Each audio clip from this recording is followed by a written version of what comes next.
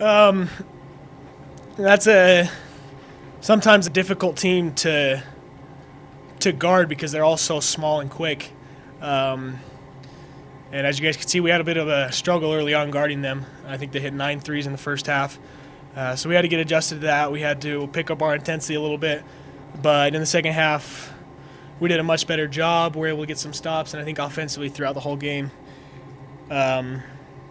we did well,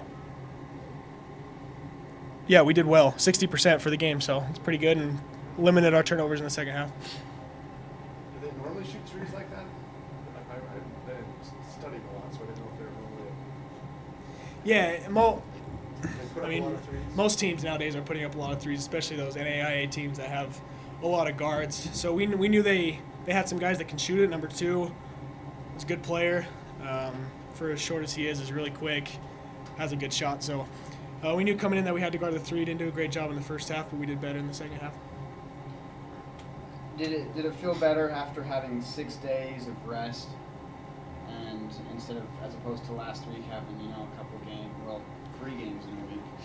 Yeah, basically for the entire year we felt like all our practices have been prepping for other teams rather than being able to completely focus on ourselves. So it was good to have a couple days to not only rest but be able to focus on what we need to get better at, both offensively and defensively. And I think going forward, as we continue to get healthy, that'll help us out. It's going to be the first of a couple games where over the winter break you're going to be playing at home without the hurt. Mm-hmm. Does that mean much to you guys, and do you guys feel like you're going to miss that? Yeah, I think you always miss having up from 1,000 to 4,000 students there, but we understand that we just have to bring our own energy, find a way to feed off of that. And quite a few of us played last year during the break when we had a couple games. I remember that New Mexico game when it was a blizzard 9 o'clock game when there was about 30 people there. So just got to find our own energy and feed off of it. So did you kind of feel for Quinn and Dwayne? It was kind of the opposite of what you went through on the road trip where you were the backcourt, all the front court guys were on. Yeah, I thought Quinn did a great job. Played 35 minutes. I think he played the entire first half and the next 10 or so minutes. So, we just got to adjust. I thought Dwayne did a great job tonight, obviously with 24 and 7. And then Quinn did a great job as well. So, yeah, I feel for him. I know what they're going through. But hopefully Clay and Alex can get healthy as soon as possible and we can get back to work. Happy we responded in the second half. Thought we played with some energy, some pop, some togetherness that we needed in the second half. And maybe, we got some guys heads up offensively, developed some confidence, made some plays, saw the ball go in the basket, all those things. Shared the ball. 23 assists is always great to see when you're a coach. And I'd still like to cut down a couple of those turnovers. Thought we were loose with the ball in the first half, and then just thought defensive intensity the first half was not there. And we talked about Mark Eaton being a really good player, and we talked about Jonathan Cortez being a really good player. And in the first half, they showed that they're good players and can play at a lot of schools at a lot of levels. And we didn't respond in the first half, but second half we did, and so we move on from here. Dwayne Brown certainly was ready to go from the start. Yeah, Dwayne, recognized that they weren't giving him a lot of respect on the perimeter, and he was on the attack and was attacking the rim, and he and Quinn Taylor both in the first half did a good job around the basket, converting, which they should have, the way they were being defended. So was happy to see Dwayne kind of have a breakout night. He's a guy that's a versatile guy and a guy that can score in a variety of ways. We're going to need that from him, here as we go into January and February. So when Duran goes down, what's going through your head about you lost a lot of size already this week? Yeah, I'm numb when somebody goes down. I'm totally numb. Nothing surprises me. We just move on to the next guy and go from there. It is amazing, and hopefully at some point somebody will quit sticking the pin in the voodoo doll. I hope soon, because we're running out of bodies in a hurry. With Clay, is it his back again? Yep, Clay. Hopefully, we can get Clay back moving Monday or Tuesday. He had an injection. If he's going to respond, he'll respond by early in the week, and we'll have a chance to have him Wednesday. So we're keeping our fingers crossed there.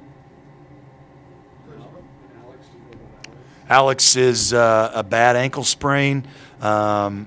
It was looking better today than Brandon expected it to look, and so, it's hard to put a timeline on that one. I would say a couple weeks probably. Before that is probably a bonus. Coach, you mentioned that the goal for the team is about 25 to 30 3-pointers. Is there a goal for like assist percentage? You're saying that today was pretty good with the 23, but are you aiming to get like 2/3 of your field goals assisted, or is there? We really don't talk about that ratio at all. We talk about a 2-to-1 assist turnover ratio that we'd love to have, and that's hard as a team. Anything above, anything near in that neighborhood is really good. And as long as we have the mindset of making shots for our teammates, which most of the time we do, we're a pretty unselfish group that way, then the assists kind of take care of themselves. If my mind is on making a play for you and yours is on making a play for me, and I'm ready when you make a play for me, then offense usually kind of takes care of itself.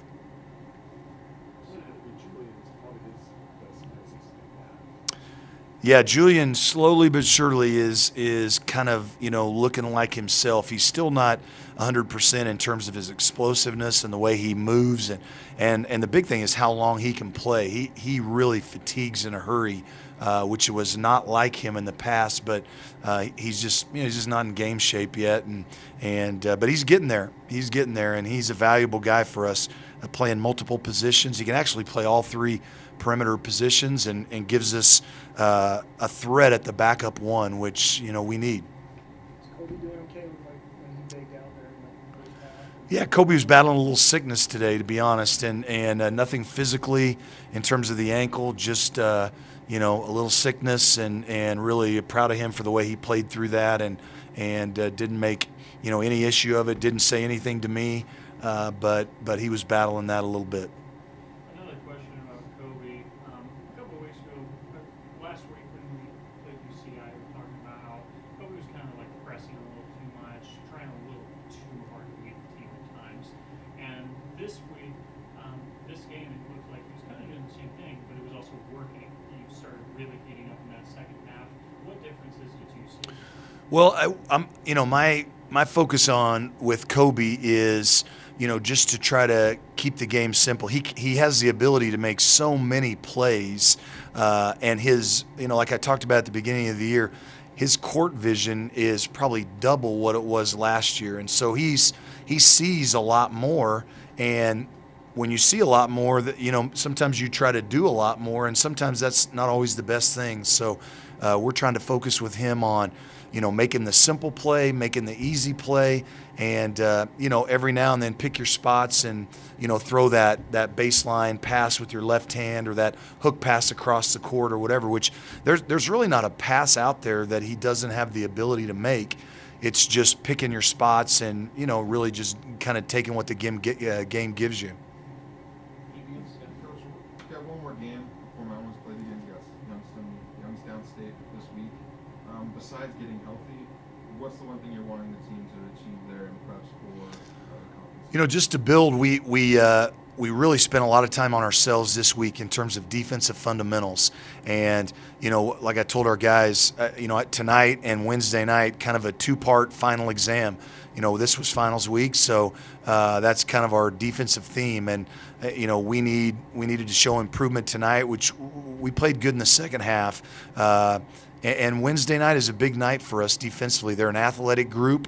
A lot of multi-positional, versatile guys that are very athletic, rebound the ball really well. And so, we need a solid performance because obviously we've got to go into the league and be able to rely on our defense a little bit, win games defensively. We haven't been able to do that much in league play in the Mountain West. We've done it some earlier this year, but in years past we haven't been able to do that much. So I think our team wants to do that. I think they're anxious to win games on the defensive end, and when we have that attitude, then we have a chance to do that. Thoughts on the game? First half, I think we came out very. I don't know. I think we came out very cocky in a way. Didn't do what we prepped. Didn't do what we planned. We all knew they were going to shoot a lot of threes. A lot of teams like that, they're very small, very undersized. They're going to shoot a lot of threes, just chug up threes just because. I think we picked it up a lot in the second half. I think we did just fine in the second half. I don't really think anybody did a bad job. I think we got the job done. So I'm happy about the win, and we can move forward from that. Questions? Seemed like you were determined right off the bat. Took a bunch of shots early on and finished them and did a great play. Oh yeah. I'm one of those players where I want to let the game come to me. My coaches, my teammates, they all help me out with that in practice. And, they always tell me sometimes I don't take threes that I should take. Sometimes I make the game a little harder than what I should, and I felt really comfortable today. I felt like the confidence was there, and I wanted to win, so I did anything I could for us to win. I'm a very high competitive person. You talked about how there was kind of a cockiness throughout the first half.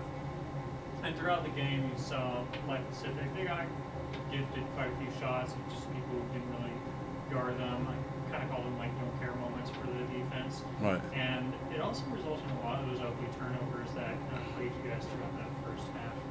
What did it really take to fix that in the second and three kind of shut down the focus. Simple as that. Focus. We need, as a team, when we're all locked in, focused, we are very, very dangerous as a team. Transition defensively, we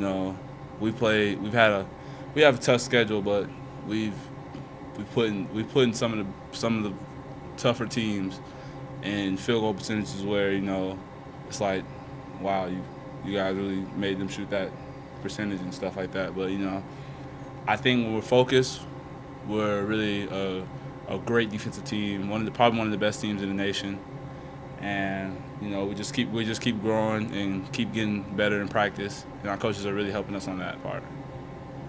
Right, throughout the season, I've kind of viewed your style of play and kind of paralleled it a little bit with Draymond Green of Golden State. Mm-hmm. Just your ability to be able to score offensively, get on the boards well, and even offensive boards, you're able to take the rebound and just immediately start to make a break.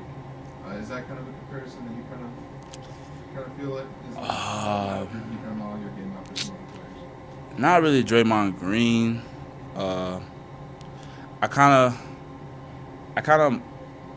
like modeling my games after people who are very. Yes, Draymond Green is somebody that yes you can consider, but I personally don't like his style of play. One of my teammates today said I look like Charles Barkley, and Charles Barkley, he's one of those high motor guys, undersized, very athletic, and I like his game. I like his game a lot. I get my mid range and stuff, the game out of that from like Paul George and Tracy McGrady, guys who like score off the dribble and stuff like that. So I kind of have a mixture of a lot of people, but I don't really have like a one person that I'm like, hey, that's who I model my game after.